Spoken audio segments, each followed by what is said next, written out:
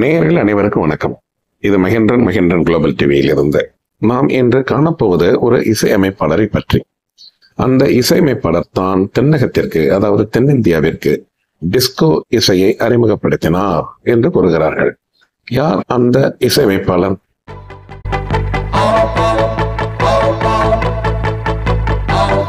தமிழ், தெலுங்கு, கன்னடம் இந்த 3 மொழிகளிலும் 1980க்கு பிறகுத்தான் இசையமைக்க வந்தார். அதற்கு முன்பு ஹிந்தியில் கொடிக்கட்டி பறந்தவர் இந்த இசையமைப்பாளர். இந்த இசையமைப்பாளர் செய்த மிகப்பெரிய சாதனை என்ன தெரியுமா? ஒரே வருடத்தில் 186 படங்களுக்கு இசையமைத்து, பாடல்களுக்கு இசையமைத்து கின்னஸ் ரெக்கார்டில் இடம்பெற்றார் என்பதே அந்த சிறப்பு செய்தி.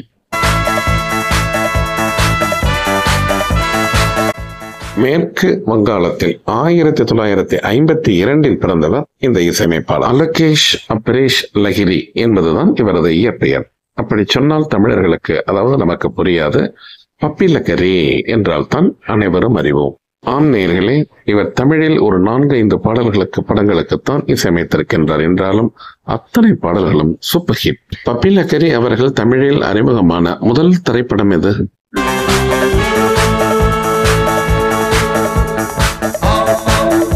நாம் இப்பொழுது கேட்டுக்கொண்டிருக்கும் இந்த பாடல் அந்த திரைப்படத்தில் இடம்பெற்றதுதான். அபூர்வ சகோதரிகள். அந்த திரைப்படத்தில் தான் பப்பிலக்கரி முதலில் தமிழில் அறிமுகமாகின்றார்.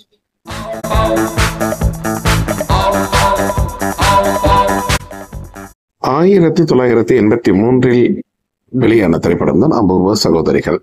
கார்த்திக், சுரேஷ், ராதா, சுஹாசினி போன்ற மிகப்பெரிய நட்சத்திரங்கள் நடித்த திரைப்படம் அது. இந்த பாடல் மிகப்பெரிய வரவேற்பை பெற்றது அந்த காலத்தில். ஒரு புது விதமான இசையாக இருக்கின்றதே, யார் அந்த இசையமைப்பாளர்கள் என்று எல்லோரும் தேடினார்கள்.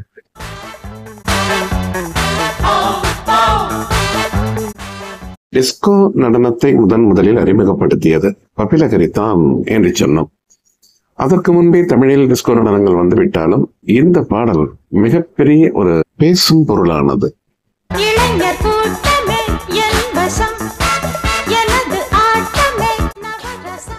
S ஜானகியும் S P. பாலசுப்ரமணியமும் தான் இந்த பாடலை பாடியிருப்பார்கள். அபூர்வ சகோதரிகள் என்கின்ற இந்த திரைப்படத்தை தயாரித்தது தேவர் ஃபிலிம்ஸ். தியாகராஜன் தான் திரைப்படத்தை இயக்கியிருப்பார். தூயவன் வசனம் எழுதியிருப்பார்.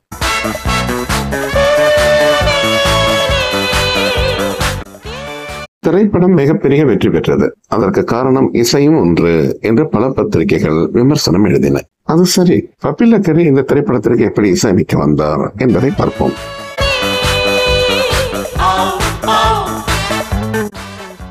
ஹிந்தி, பெங்காலி, தெலுங்கு 3 மொழிகளிலும் கொடிக்கட்டி பறந்து கொண்டிருந்தார் பப்பிலக்கரி.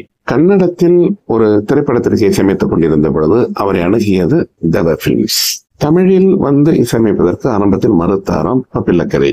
வற்புறுத்தி அவரை அழைத்து வந்ததாக கூறுகிறார்கள்.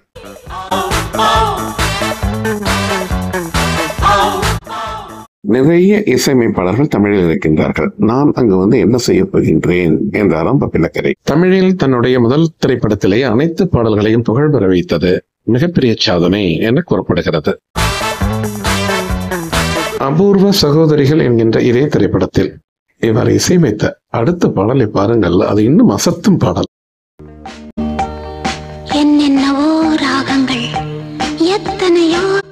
இந்த திரைப்படத்தில் இடம்பெற்ற அனைத்து பாடல்களையும் எழுதியது கவிஞர் வாலிதான். இசையமைப்பாளர் யாராக இருந்தால் எனக்கு என்ன, டியூனை தாருங்கள், வாலி வாலியாய் வரிகளை தருகின்றேன் என்று எழுதினாராம். என்னிடத்தில் கேளுங்கள், தாயனும் கோவிலை. தன்னுடைய அந்த காந்த குரலை மென்மைப்படுத்தி பாடியிருப்பார் இந்த திரைப்படத்தில் உள்ள தான் பாடிய பாடல்கள் அனைத்தையும் எஸ் ஜானகி.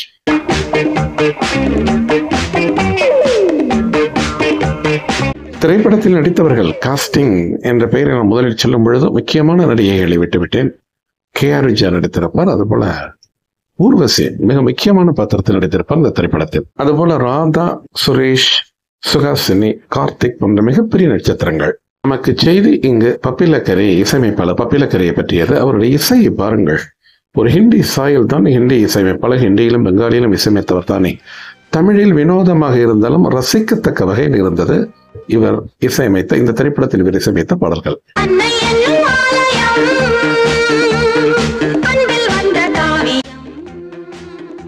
பப்பி லக்கரி அவர்கள் மேற்கு வங்காளத்தில் பிறந்தவர் என்று முன்பே நாம் சொன்னோம். அவர் இசைத்துறைக்கு எப்படி வந்தார் என்பதை பார்ப்போம் நேயர்களே.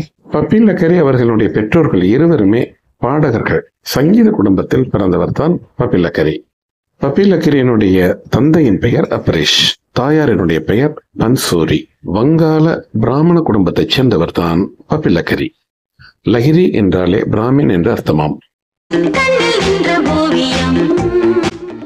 வங்காளத்தில் பெருமையாக கருதப்படும் ஷியாமா சங்கீதத்தில் தேர்ச்சி பெற்றவர்களாம் பப்பி லக்கரியின் பெற்றோர்கள். பப்பி லக்கரி இசை குடும்பத்தில் பிறந்ததனால் அவருக்கு இசை தானாகவே ஒட்டி கொண்டது. ஷியாமா சங்கீதத்தின் இலக்கணங்களை முற்றும் தெரிந்தவராம் பப்பி லக்கரி.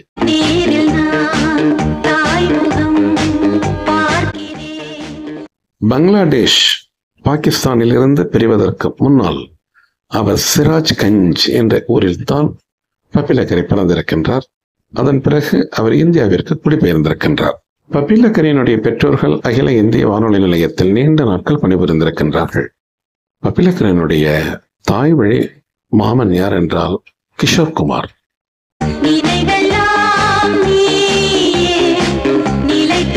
பப்பி லக்கரி தனக்கு 3 வயதாக இருக்கும் பொழுதே தபலா வாசிக்க ஆரம்பித்து விட்டார்.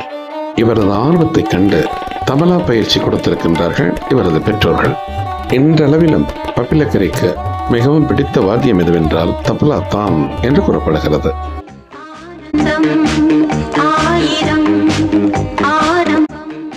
லதா மங்கேஷ்கர் பப்பி லக்கரியின் குடும்பத்தினர் அவர் பெற்றோர்களுக்கு குடும்ப நண்பராம். பப்பி லக்கரி தபலா அழகாக வாசிப்பதை கவனித்திருக்கின்றார் லதா மங்கேஷ்கர். உடனே அவர் சம்தா பிரசாத்திடம் பயிற்சி எடுத்துக்கொள்ள அறிவுரை கூறியிருக்கின்றார் லதா மங்கேஷ்கர். பிரசாத்திடம் பயிற்சி எடுத்த பிறகுதான் பப்பி லக்கரிக்கு இசை மீது இன்னும் ஆர்வம் அதிகமாக வந்ததாம். அபூர்வ சகோதரிகள் என்கின்ற இதே திரைப்படத்தில் பப்பி லக்கரி இசையமைத்த அடுத்த பாடலை பார்க்கும் நேயர்களே, அதுவும் ஒரு அற்புதமான பாடல். அது என்ன பாடல் என்பதை நாம் கேட்கப் போகின்றோம். அதற்கு முன்னால் ஒரு செய்தி. பப்பி லக்கரி எப்பொழுதும் தங்க நகைகளுடனே காட்சியளிப்பார் என்கின்றார்களே, அது ஏன் என்ற விவரத்தையும் அந்த பாடலை கேட்டுவிட்டு நாம் தொடருவோம்.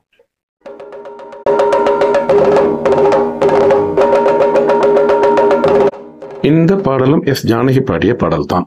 ராதா நடனமாடுவார். ஒரு விசித்திரமான கதை, ஒரு டிடெக்டிவ் டைப் பிலிம் என்பார்கள் இந்த திரைப்படத்தை.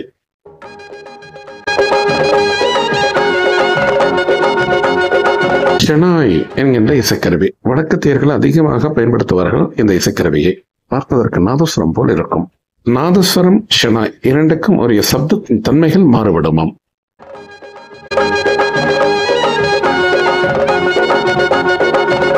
பப்பி லக்கரி அவர்கள் இசை அமைத்த பாடல்களில் 90% பாடல்களில் ஷெனாய் கருவி பயன்படுத்தப்பட்டிருக்குமாம். ஷெனாய் இசைக்கருவி வாசிப்பதில் உலக புகழ் பெற்றவர் யார் என்றால் அது பிஸ்மில்லா கான், ஒரு பக்கா இந்தியர். அவரை பற்றி ஒரு தனி வீடியோவில் பிறகு ஒரு முறை நாம் காண்போம்.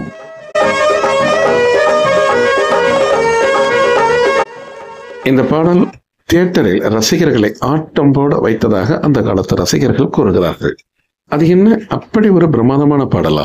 சற்றே காத்திருங்கள் நேயர்களே.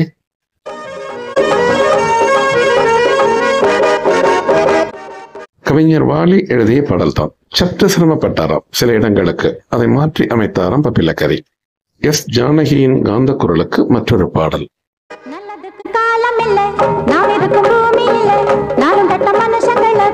ஆமாம், இந்த பாடலை நான் எங்கோ கேட்டிருக்கின்றேன் என்று நீங்கள் நினைக்க தோன்றும். அனைத்து இடங்களிலும் ஒலித்த பாடல் இது. இசை அமைப்பாளர் பப்பி லக்கரி எந்த நேரத்திலும் எப்பொழுதும் தங்க நகைகள் நிறைய அணிந்திருப்பார் என்கின்றார்களே, அது ஏன் என்றால்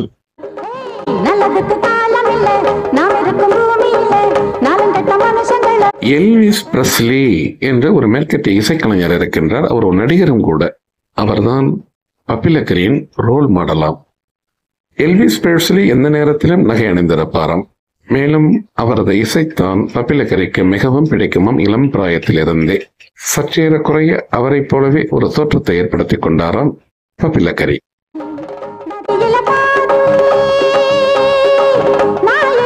நேயர்களே, நாம் இசை அமைப்பாளர் பப்பிலக்கரியை பற்றியும் அவர் இசையமைத்த தமிழ் திரைப்படங்களுக்கு இசையமைத்த படங்களை பற்றியும் ஒரு சில பாடல்களையும் நாம் இங்கு கேட்டு வருகின்றோம். அடுத்து அதே திரைப்படத்தில் அபூர்வ சகோதரிகள் என்கின்ற அதே திரைப்படத்தில் அவர் இசையமைத்த பாடலை பாருங்கள்.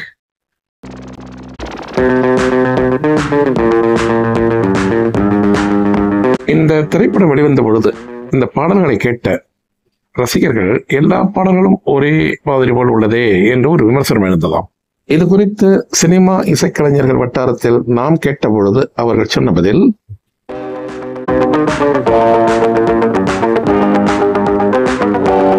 இந்த திரைப்படத்தின் கதை ஒரு நடன கலைஞரை மையமாக வைத்து நகரும் கதை. அதுவும் அவர் ஒரு டிஸ்கோ டான்சர். மேடையில் நடனமாடுவது போலதான் பிக்சரைசேஷன் செய்திருப்பார்கள். அதனால் பார்ப்பதற்கு அப்படி தோன்றுகிறது. மற்றபடி ஒவ்வொரு பாடலும் ஒவ்வொரு ராகத்தை தொட்டே அமைத்திருக்கின்றார் பப்பிலக்கரி என்று கூறுகிறார்கள். Ladies and gentlemen, my name is Rosie. தென்னக சினிமா பெண் குரல்களில் எஸ் ஜானகியின் குரல் பப்பிலக்கரிக்கு ரொம்ப பிடிக்குமாம். மேலும் இந்த பாடல்களின் சிச்சுவேஷனுக்கு எஸ் ஜானகியின் குரல் தான் மிகவும் பொருந்தி போனது. அதனால் தான் அனைத்து பாடல்களையுமே ஜானகியை பாடியிருக்கின்றார்.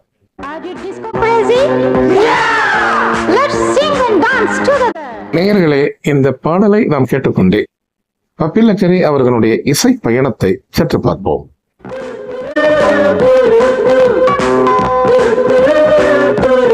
இசை அமைப்பாளர் பப்பிலக்கரியினுடைய தாய்மொழி பெங்காலி.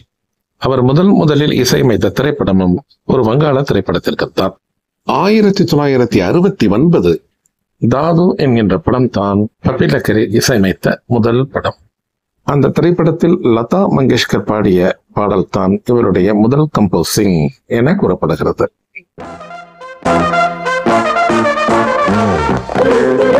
அதே காலகட்டத்திற்கான ஒரு ஹிந்தி படத்திற்கும் இசையமைத்திருக்கின்றார் பப்பிலக்கரி. நௌஷா சிகாரி என்கின்ற திரைப்படத்தில் மேரா ஜாந்தா என்று முகேஷ் பாடிய அந்த பாடல் மிகவும் புகழ்பெற்றதாக விளங்கியது அப்பொழுது.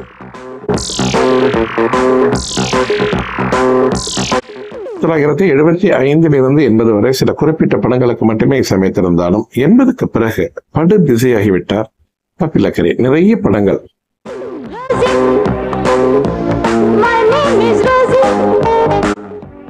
பப்பிலக்கரி இசையமைத்த 90 விழுக்காடு பாடல்கள் படு ஹிட் ஆகின என்பது ஒரு முக்கியமான செய்தி. 1986 ஒரு மிகப்பெரிய சாதனை புரிந்துள்ளார்.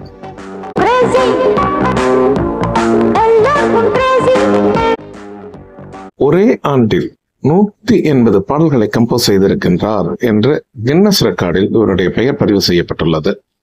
அந்த சாதனை இன்றும் கூட அது ஒரு பேசும் பொருளாக பேசப்பட்டுக் கொண்டிருக்கின்றது.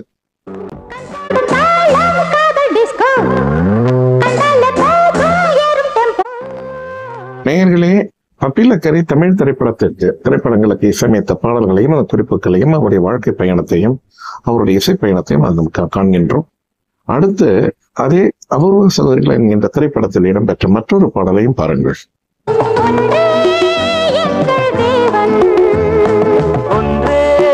எஸ் ஜானகியும் எஸ் பி பாலசுப்ரமணியம் இணைந்து பாடிய பாடல் தான் இது. பாடலை வழக்கம்போல் கவிஞர் வாலிதான் இந்த பாடலையும் எழுதினார். இந்த பாடல் ஒரு ஆன்மீக ஒருமைப்பாட்டு பாடலாக கருதப்பட்டது அப்பொழுது.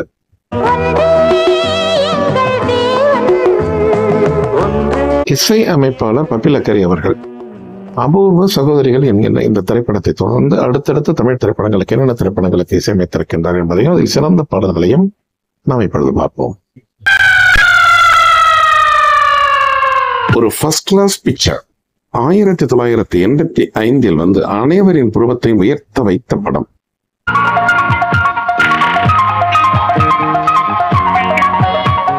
ஆனந்த் பாபு அவர் நாகேஷின் மகன், அவர் மிகச்சிறந்த டான்சர் என்கின்ற செய்திகளை எல்லாம் வெளி உலகிற்கு சொன்ன திரைப்படம் இது.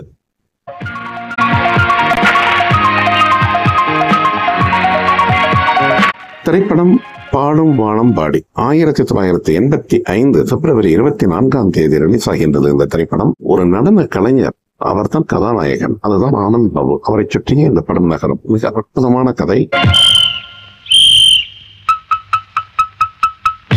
எழுத்துக்கட்டி இருப்பார் பப்பிலக்கரி.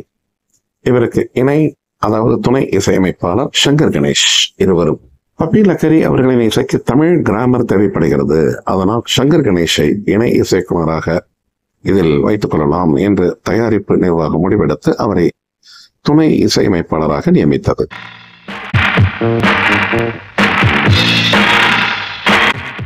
All the departments is okay in this film என்று பாராட்டியதாம் ஆங்கில பத்திரிகை.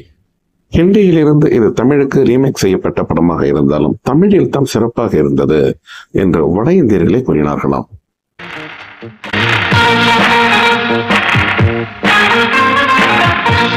A completely focusable hero Anand Babu தான். அதுபோல ஹீரோயின் ஜீவிதா.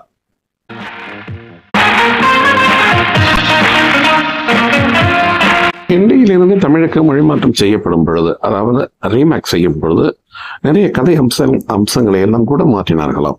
அதுபோல பாடல்களிலும் கூட சில இடங்களில் இந்த இடை இசை போன்றவற்றை எல்லாம் சின்ன சின்ன மாற்றங்கள் இருக்கும் தமிழில்.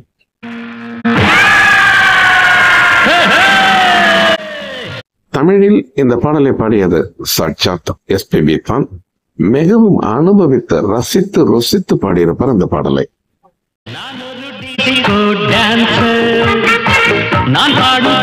ஹிந்தி மொழிக்காக எழுதப்பட்ட கதை தான். பாபர் சுபாஷ் என்பவர் தான் கதை எழுதியிருப்பார். இயக்கியவர் எம் ஜெயக்குமார். படத்தை தயாரித்தது ஆர் சந்திரசேகர் என்பவர்.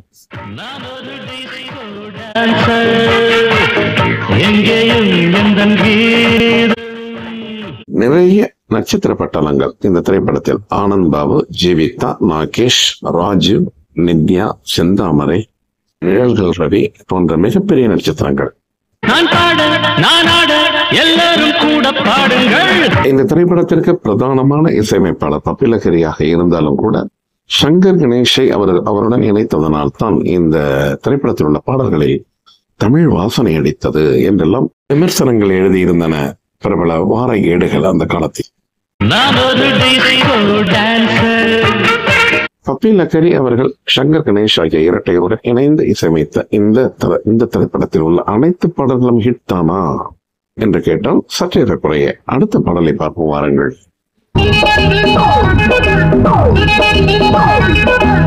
பாடும் வானம்பாடி என்கின்ற இந்த திரைப்படத்தில் இரண்டாவது ஹிட் பாடல் இதுதான் என்று சொன்னால் நிச்சயமாக அது மிகையல்ல.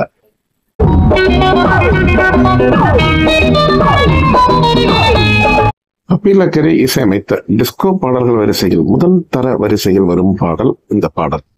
இந்த பாடல் வரிகளை தமிழில் எழுதியது வைரமுத்து அவர்கள்.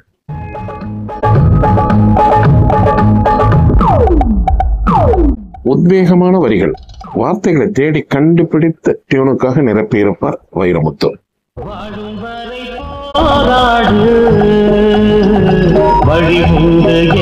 எஸ்பிபிக்கு சொல்ல வேண்டும், அத்தனை அற்புதமான வரிகள், அருமையான டியூன், மிக அழகாக பாடியிருப்பார் இந்த பாடலை.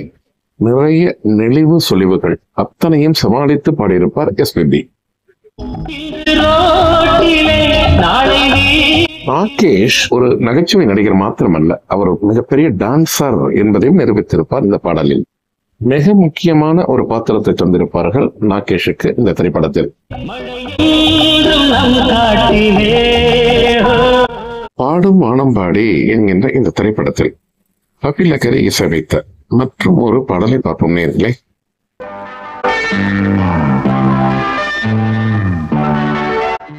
மலேசிய வாசுதேவனும் வாணி ஜெயராமும் பாடிய பாடல் இது. கவிஞர் காமராசர் அவர்களின் வரிகள். ஒரு ஐட்டம் சாங், மிக பிரபலமாக பேசப்பட்டது அப்பொழுது.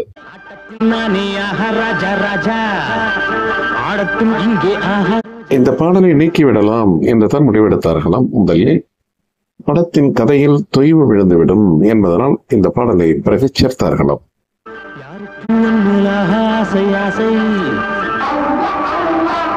மேல் போர்ஷன், அதாவது மலேசிய வாசுதேவன் பாடும் இடங்கள் எல்லாம் சற்று நெருடலான இடங்கள். சமாளித்து பாடியிருப்பார் மலேசியா வாசுதேவன்.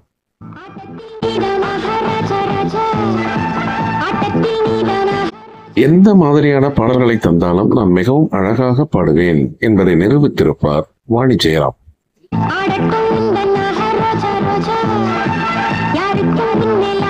இந்த பாடல் எந்த ஜதியில் செல்கின்றது என்பதை கண்டுபிடிப்பதே சிரமம் என்பார்கள் இசைக்கலைஞர்கள். ஆதி தாளத்தை மிகவும் மெதுவாக தவழவிட்டு திஸ்ர ஜதியில் வரிகளை இணைத்திருப்பார்கள். இந்த பாடலின் துணியை பார்த்து ஜானகி பாட வேண்டிய பாடல் அல்லவா இது, இதை எப்படி வாணி ஜெயராமுக்கு கொடுத்தார்கள் என்று நிச்சயமாக அந்த காலத்து ரசிகர்கள் முணுமுணுத்திருப்பார்கள். ஆனால்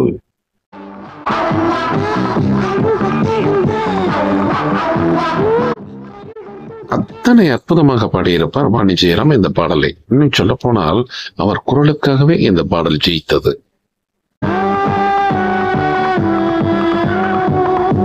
தனக்கென்று ஒரு பிராண்டை வைத்துக் கொண்டார் பப்பிலகிரி. டிஸ்கோ, அதனை சார்ந்த பாடல்கள், மேற்கத்திய இசை, ஹிந்துஸ்தானிய இசை, தென்னிந்திய கிளாசிக்கல், கர்நாடக இசை மூன்றும் கலந்திருக்கும் இவருடைய பாடல்களில். பப்பிலகிரி தமிழில் மொத்தம் எத்தனை படங்களுக்கு இசையமைத்திருக்கின்றார் என்று யாரோ கேள்வி கேட்பது போல் எனக்கு தோன்றுகிறது. மொத்தம் 4 படங்கள், கணக்கின்படி 4 படங்களுக்குத்தான் இசையமைத்திருக்கின்றார். 83இல் அபூர்வ சகோதரிகள், 85இல் பாடும் வானம் பாடி, அது ரீமேக் செய்யப்பட்ட படம். டிஸ்கோ டான்சர் என்கின்ற திரைப்படத்திலிருந்து ரீமேக் செய்யப்பட்ட படம். அடுத்து கிழக்கு ஆப்பிரிக்காவில் ஷீலா என்றொரு படம், அது 1987இல் வெளிவந்தது. அதன் பிறகு 2019இல் ராக்கி என்றொரு ஒரு படத்திற்கு இசையமைத்திருக்கின்றார் பப்பிலகிரி. மொத்தம் 4 படங்களுக்கு, தமிழ் படங்களுக்கு இசையமைத்திருக்கின்றார். அதுபோல கன்னடத்திற்கு ஒரு 5 படங்களுக்கு இசையமைத்திருக்கின்றார். தெலுங்கில் நிறைய படங்களுக்கு இசையமைத்திருக்கின்றார். சற்றேறக்குரிய ஒரு 19 படங்களுக்கு இசையமைத்திருக்கின்றார் தெலுங்கில். இவர் இசையமைத்த மொத்த திரைப்படங்கள் 300 தாண்டும் என்கின்றார்கள். ஹிந்தியில் தான் நிறைய படங்களுக்கு இசையமைத்திருக்கின்றார். அதுபோல் வங்காள மொழியிலும் நிறைய படங்களுக்கு இசையமைத்திருக்கின்றார். அடுத்து பார்த்தால் தெலுங்கு, பிறகு கன்னடம், தமிழ். இவை அல்லாது மற்ற மொழிகளினுடைய மற்ற மாநில மொழி படங்களுக்கும் கம்போசிங் செய்து உதவியிருக்கின்றார். பப்பிலகிரி ஒரு மிகப்பெரிய இசை மாமேதையாக இருந்ததால் நிறைய விருதுகள் வாங்கியிருக்கின்றார். ஹிந்தியில் நிறைய விருதுகள் வாங்கியிருக்கின்றார். வங்காள மொழியில விருதுகள் வாங்கியிருக்கின்றார். அத்தனை பெரிய இசை மாமேதையையும் காலம் விட்டு வைக்கவில்லை. ஆமாம், 2022 பிப்ரவரி மாதம் 22ஆம் தேதி COVID-19 என்கின்ற அரக்கன் அவர் உயிரை பறித்துக் கொண்டது. பப்பிலகிரி அவர்களுடைய புதல்வன் பப்பா லகிரி என்று இசைத்துறையில் கொடிகட்டி பறக்கின்றார் என்றும் கேள்விப்படுகின்றோம். நன்றி நேயர்களே. மற்றொரு தருணத்தில் மற்றொரு லெஜெண்டை பற்றி நமது வீடியோவில் காண்போம். அதுவரை உங்கள் அனைவருக்கும் அன்பு வணக்கம் கூறி விடைபெற்றுக் கொள்வது உங்கள் மகேந்திரன் குளோபல் டிவியில் இருந்து. நன்றி, வணக்கம்.